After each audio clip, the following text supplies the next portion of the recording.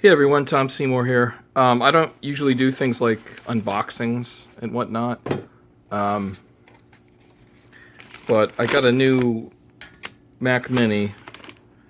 I've yet to hook it up, but this is the unit here. What happened is I had an iMac that I put a solid state drive in and I maxed out the memory to sort of extend the life out of it, but I hadn't had a new computer for a long time. I basically bought used ones and, maxed out the memory and stuff like that. So I got into a situation where I was starting a new project and my computer is literally 10 years old. So I didn't have a ton of extra cash. So what I went with is the new Mac Mini.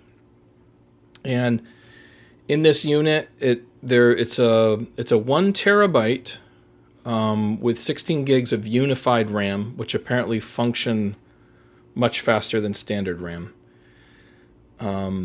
Because I do video editing, I do 4K video editing. Typically I use proxies, so they're smaller files, but even still it was starting to slow down, and I just was like, it's time. So the Mac Mini, the cool thing about this unit is if you do max it out a little bit, I went through the educator and student discount store because I work in a college system. And then basically they have a card, an Apple card that's like 0 APR for 12 months. So when you start looking at that, it makes purchasing something that's like $1,200 a little more reasonable. That's what this was. This was $1,200 for, like I said, 1 terabyte of hard drive and then 16 gigs of unified RAM. And the reason why I chose this is because I do have a ton of peripherals. I have my Lumix GH4 with a wide-angle lens on it for my webcam.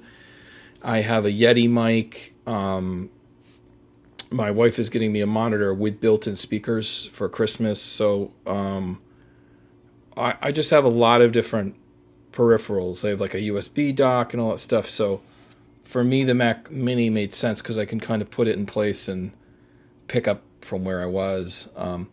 This Mac Mini actually has more ports on it than I think even the iMac. I mean, just by the nature of what it is. It's a box, so obviously you need some ports. So you got, you could hook Ethernet directly to it, which is great. Obviously that's for the power cord. You have USB-C, 2 of those. And then you have an HDMI out. And then here, this is also, it's Thunderbolt as well, so that can be used for a monitor if you want to go that way, but then you could also use HDMI. I got a 4K, for Christmas, I'm getting a 4K 32-inch monitor, slightly curved, which is okay for editing if it's slightly curved. And then here you have 2 USB 3s, and then a mic out. I wish they had a record in, but my microphone's a USB mic, so it should be fine. So this is all right. This is enough cords or inputs to make it work. And from what everyone says, it's a very powerful unit.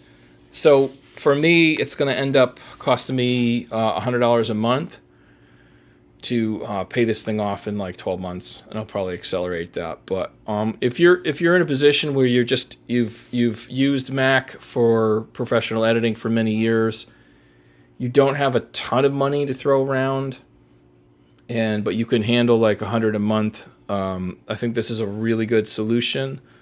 In order to get this sort of horsepower in an iMac with 1 terabyte of hard drive and at least 16 gigs of RAM. I think they're using standard RAM, so you'd want something like 32 gigs of RAM in the iMacs. It's basically going to be it's going to be $1,000 more when it comes down to it. But to get it to your door, it'd probably be about $2,200 versus $1,200. So it's something to think about. Even if you don't have a monitor, you can get a totally decent monitor, like a 24-inch monitor, 27-inch monitor for like $200, $250, something like that, depending on what you need. Doesn't have to be 4K for you to edit with it, you know. So for those who want to stay in the Mac world, I think it's a good solution. Although I have to say, I've yet to use it. I have to wait till Christmas. So, but I hear nothing but good things, and I'll report back. Thanks for listening. Bye.